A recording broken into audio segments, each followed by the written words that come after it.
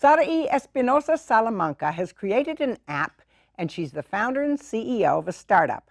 An app and a startup in Silicon Valley, so what else is new? For one thing, her startup, Dreamers Roadmap, is a nonprofit. It offers a free national mobile app that helps undocumented students find scholarships to go to college. And it appears to have no real competitors in the marketplace. And the market is enormous. Of the 65,000 undocumented students who graduate from high school annually, only 5 to 10% go to college. It's not for lack of ability or qualifications, but for lack of money. Almost a third of undocumented children live below the poverty line and can't afford college. Most of them are simply unaware that financial aid is available and that they can go to college. But most notably, Dreamers Roadmap springs from Sarahi's own personal and painful experience as an undocumented Mexican immigrant. Your life seems to have been a series of incredible highs and lows. I'd like to start with what was probably the first big low that hit you in the face, the big challenge, and it had to do with your parents and a decision they made. Tell me about that. Yeah, so when I was 16 years old, my parents decided to self-deport. A sister of mine got referred or kind of advised by a notario, which is a local notary that she was working with, that if they left the country, it would be faster for them to come back into the country as legal residents. So they made that decision, and they invited me to come with them. But I told them that I didn't want to leave because I was in high school. I was in the middle of my educational career in high school. And I couldn't even imagine being away for 6 months, which was what's supposed to be the time that they were supposed to leave. And that's why I decided to stay, because I was very focused on my academics. I didn't want to miss out, and I wanted to graduate on time. So you had been, up until that time, you had grown up as an American kid. Correct. How did this change everything for you? Well, it changed very quickly. Not long after my parents left, I found out that I was not only an immigrant in this country, but I was an undocumented immigrant. And that came about when I started to apply for financial aid. And I received a notice that I had to fill out my Social Security part. When I went to my counselor and told her that I didn't have that number, she told me that people like me couldn't go to college because I was undocumented. So that completely shifted everything, because I had prepared like any other, like you said, American kid, and all the boxes were checked for me to be able to go to school on a full ride scholarship, because I knew from a very young age that my parents didn't have the money to pay for my education. So it was my responsibility to get the grades to get myself into a full ride scholarship program at any university that I applied to. But that obviously changed when my counselor told me that. So here you are, you are an outstanding student, lots of extracurricular activities, everything to get you into a good university, Yeah. And you didn't even know that you were undocumented? That's correct. Yeah, I think I think you perfectly say it. I grew up thinking I was an American kid, right? I picked up the language quickly. I went to school since I was in kindergarten. I was never put into an ESL class or kind of segregated into a different group to let me know that I was any different from my classmates until this happened. And I think that was the hardest part. And I think all my life, I knew that I was an immigrant, right? Because we talked about it. My family, like my sisters and things like that, had jobs that weren't, I guess, traditional for people that went to college. So I knew that we were immigrants and that these were the jobs that immigrants had. But I wanted to have a different job. And I wanted to be an immigrant that went to college and got that education and had a better job. But never in my mind did I think that I was an undocumented immigrant, and that was never really talked about at home either. You look to your mother for a lot of things. I understand she's a big piece of your life. Yeah. What influence did she have on you, and what was her effect? What was the effect of your looking at her life on what you've done? Oh, yeah, my mom is definitely one of the biggest motivators for me.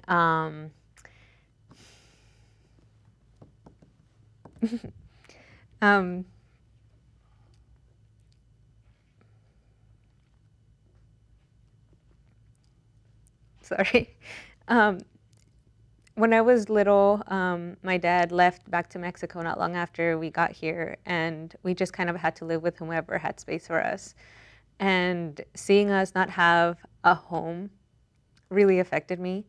And seeing the strength that she had and always looking at the bright side of things gave me hope, but I knew that she deserved better. And I knew that the only way for me to give her something better was for me to get an education. And for me, her biggest example was her faith. She has tremendous faith and always said that everything was for a reason, that there was a purpose for everything.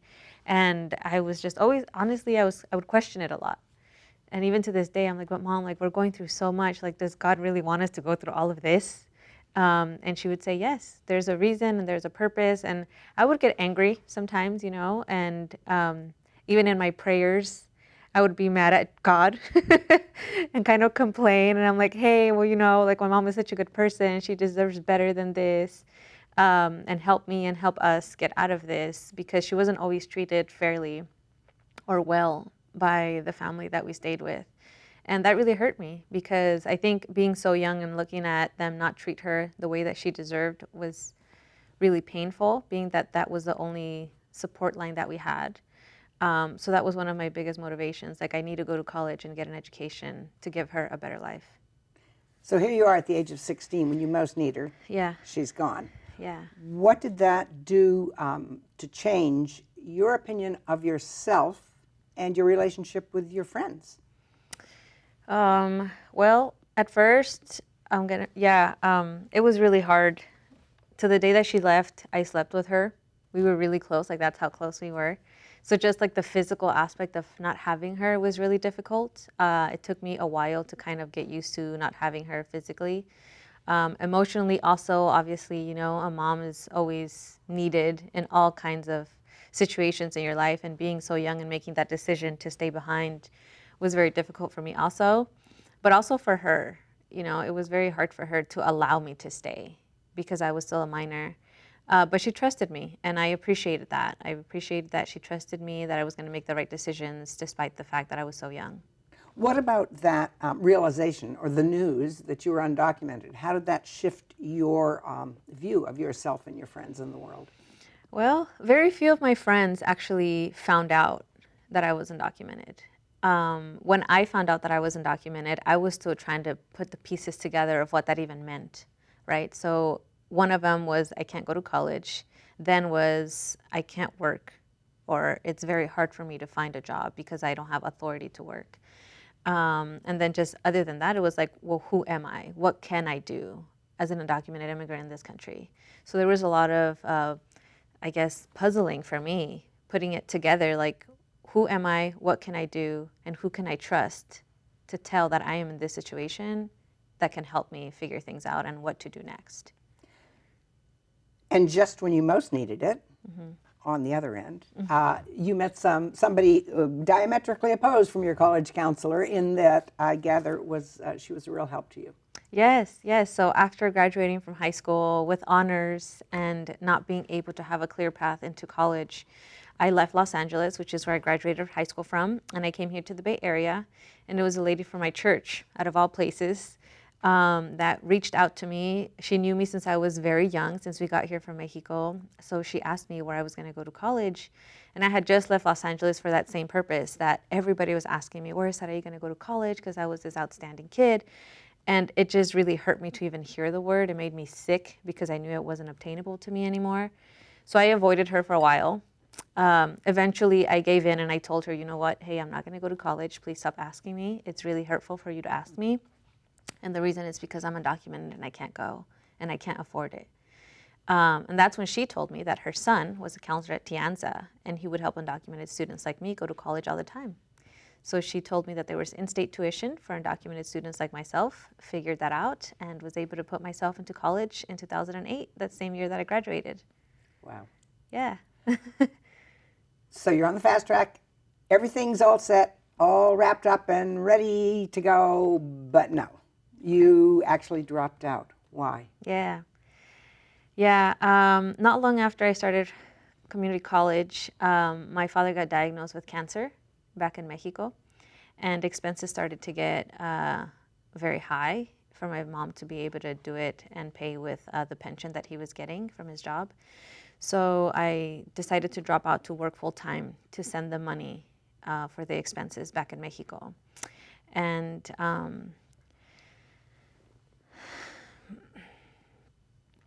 not long after that, he passed away.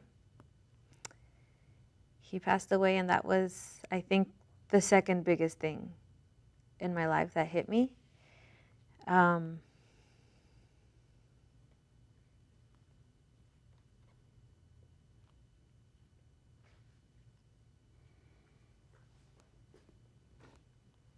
What did that do to your faith?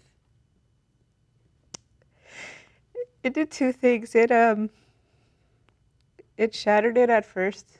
It was, again, that's that same situation where in my prayers I was telling God, why me? What have I done wrong? I feel that I have done everything right to deserve this, So when my dad passed away, I told my mom that I was going back to Mexico. I'm like, that's it. The whole reason why I was trying to get an education was to give you guys a better life. If my dad has passed away and now I don't want you to go through this alone. Again, she told me to stay. She's like, you did everything that you could when he was here. We appreciate your support, but there's no future for you here and you have to stay. And that was heartbreaking to hear. After the fact, I understood why, and I appreciated her telling me to stay, because not long after that is when DACA passed, which gave me the opportunity to apply for a work permit and to be in this country legally for 2 years. But just that whole little episode in my life was very challenging. Again, fairly young, by myself, figuring things out, and without my parents was extremely difficult. And it's something that I wish to no one. I think no one deserves to feel that and go through that situation of losing a loved one and not being able to go because of a status or a fear thereof of not being able to come back to the place that you know as home, which was the United States for me. If I choose to leave, I wouldn't be able to come back. So on the scale of absolute worst things, hardest things you've been through, where's this? Oh, I think it's up there. Definitely a 9 or 10 for sure. I think a 10, yeah. Were there any, heaven forbid, any silver linings? Is there something about going through that process that changed you in a way that you're grateful for now? Well, I think it's like my mother said, right? Like, I'm just grateful that I had the health and the opportunity to work to support them in the time where they needed me the most. So I am grateful for that. And I think the lesson learned from all of that was, again, back to the root of what my mom taught me, which was faith, right? Like, just stay strong and have faith that things are going to work out and that everything is happening for a reason.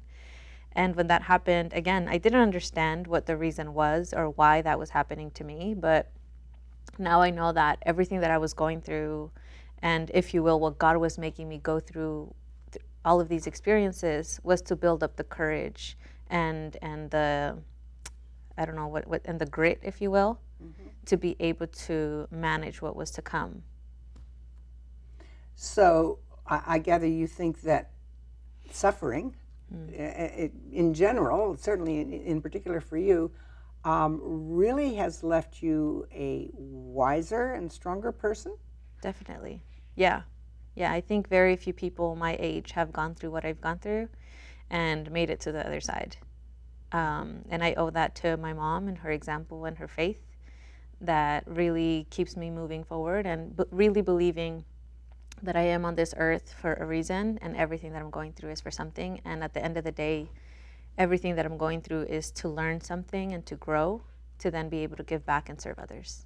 Well, now let's talk about giving back, because an unlikely passion got ignited when you did go back to school that set you on your current path. Tell me about that. Correct. Yeah, so ever since I was in school and since I could remember, since I was very young, I was very involved in school and in church and in the community. And yes, after my father passed away and kind of I had to regroup myself and figure out what it is that I wanted for myself in DACA passing, I said I wanted to go back to school. But when I went back to school, I wasn't going to shy myself for my fullest potential, if you will. And I was going to do everything in my power to help other students, one, know that they could go to school in the situation that I was in, and two, remind them and let them know that they do belong in this country. So with those two things in mind, I go back to school. And first thing right away, I get myself involved with the Dreamers Task Force on campus. Then we started a Dreamers Club, which I became the president of. And it was very gratifying to be able to expose and tell people, at least within that community, hey, like, I'm in this situation and it's okay, and we're going to figure this out, which made it comfortable for other people to come out and say, I'm also in this situation and I feel safe in this group. So I believe it started with a blog and moved on to a competition, right? Yes, yes. Tell me about those two. So the blog actually started in 2012. So the same year that DACA started, I was still working as a nanny. I met a mentor at the park, out of all places. I met this person there. I started telling him all my aspirations and dreams of wanting to help all these students. And he's like, why don't you put it on a website? I was like, well, I don't know how to do a website. So he put me in touch with his web developer. We created a website, and I would start posting all the scholarships that helped me get into college when I went the first time. And that had not existed anywhere. I mean, not that I was aware of. And that's how it all started. It started with this blog and me putting local scholarships onto this blog, letting other people know these are the scholarships that got me in, and they can help you. I hope they can, and here they are. And yeah, in 2014, the competition opened up, Voto Latino Innovators Challenge, and it was asking anybody in the country to solve a problem using technology to solve it. So I said, well, it's already a blog, that's technology, it's on the internet, but my dream would be to go national and to put it on an app. So I pitched my idea and I made it to the top 6 in the country, and I went to DC, pitched it in front of the judges, mind you, with no tech experience of coding or anything. I did my demo on Word using shapes. Just grabbed a phone from Google, put little shapes on top of it, and I said, this is what the app would look like. It would serve all of this population. I went through this a couple years ago. Thousands of students are going through it today still, and no one is doing anything about it, and I have the solution, and I want you to support me to fix it. So I won first place in the country, and I came home with $100,000 to be able to launch my app. Presumably not expected on your part. Definitely not. Definitely not. So along about this time, you had still been keeping quiet about your status and decided to come out. Right. And you went on national television. Yes. Why did you decide to do it, and why did you decide to do it that way and that time? Well, I wasn't expecting to do it. I was invited to participate in a Dreamer Hackathon in 2013. And when I got in and shared my story over the phone interviews that got me in, the director of the hackathon asked if I would be willing to share my story on national television because there was going to be a lot of press at this event.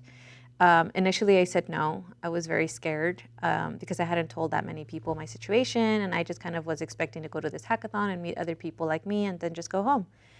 So I called my mom, kind of my lifeline, and I tell her what they've asked me and that I was very afraid. And she said that I had to do it because I had to remember how I felt when I graduated and thinking that I was the only person in the country, because that's literally how I felt. I felt that I was the only person in this country that was undocumented that was trying to go to college because nobody was talking about it back in 2008. I thought I was the only one. And she said, I'm sure that there's still kids today that feel that way, and when they see you on TV, they're going to know that they're not the only one. So that's what gave me the courage to do it. And did that happen? What kind of reactions did you get? That happened. Reactions, I got a little bit of everything. I got good reactions, I got bad reactions, I got really troubling reactions, especially on social media.